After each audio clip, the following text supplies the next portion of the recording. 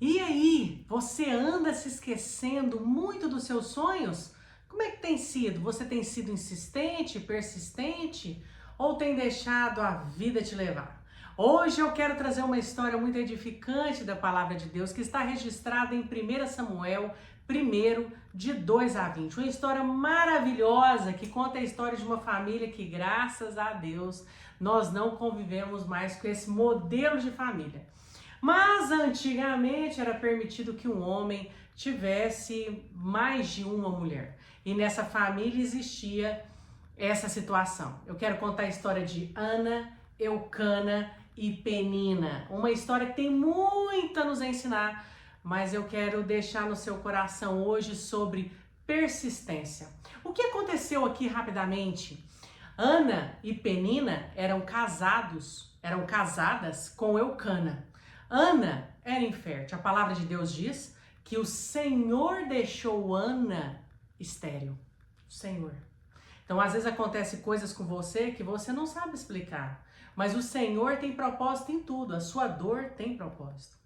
E Penina, de outra forma, era fértil, né? Conseguia ter muitos filhos e tal. E essa situação trazia um pouco de complicação nessa família, porque Penina ficava oprimindo Ana, pelo fato dela ter filhos, ser fértil, e Ana não, né?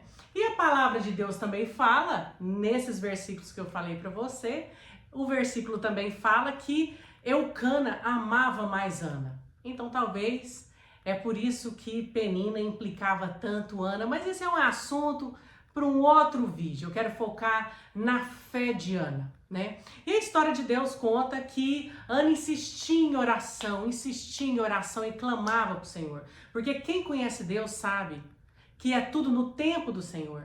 E que às vezes a bênção não chegou na sua vida é porque o Senhor está programando, está planejando, está preparando o melhor momento para você. Ele está preparando você para isso. Mas Ana continuava insistindo em oração. E antigamente não era igual agora que tem as igrejas, que você pode escolher a igreja e você ir cultuar o seu Deus, né? Não, antigamente era um lugar específico, as pessoas saíam próximas da cidade, comunidade, e iam nesse lugar cultuar o Senhor. Todo ano Eucana pegava Ana e Penina e levava para cultuar Deus, né? Então levava ofertas e Ana insistia em oração. Num desses dias, depois de muitos anos, Ana faz uma oração diante de Deus. E essa oração é o seguinte, ela chora na presença do Senhor e fala em oração que se o Senhor desse a bênção dela ter filho, ela devolveria esse filho para a casa do Senhor. Ana orando naquela intensidade que mulher corajosa, hein? Sem filho e fazer um compromisso desse com o Senhor, né? Tem muito a nos ensinar, Ana, não tem? Pois é.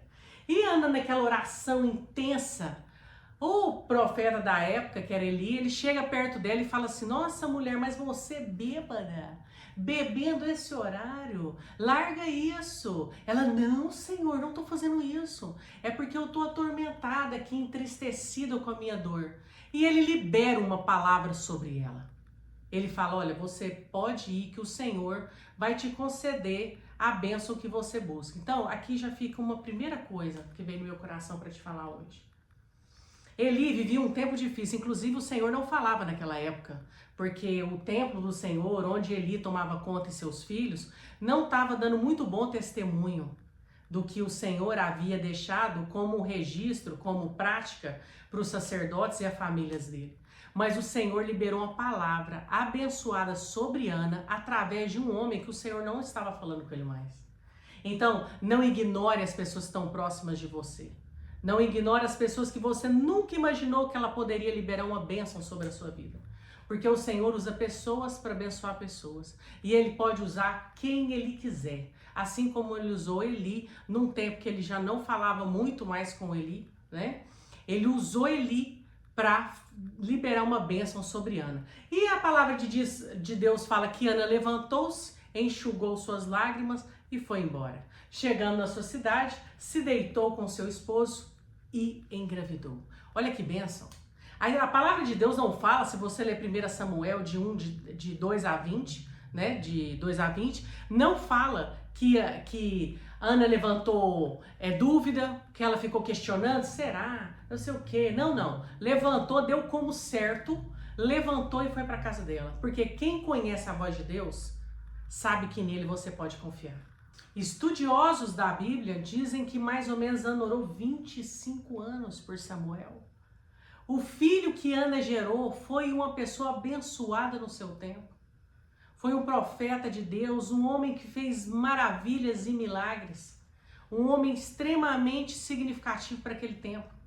Então o Senhor estava preparando Ana para ser mãe do grande Samuel. E o que a gente aprende com Ana aqui rapidamente?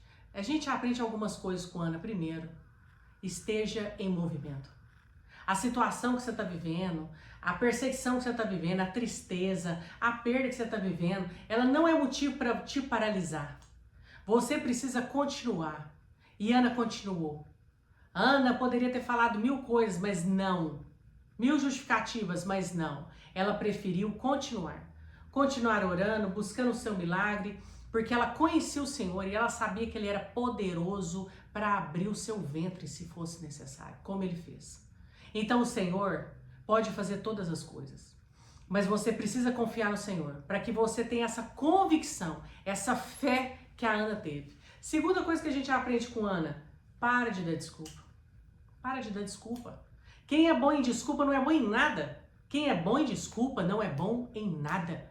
Você tem que parar de dar desculpa. Toda hora tá dando desculpa, tá difícil, para. O casamento tá complicado, separa. A sua vida é uma vida de desculpa. E se a sua vida é uma vida de desculpa, você não alcança nada de significativo nessa vida. Ana poderia ter dado desculpa, ou se poderia, Ana poderia falar, nossa, mas já tô orando há muito tempo.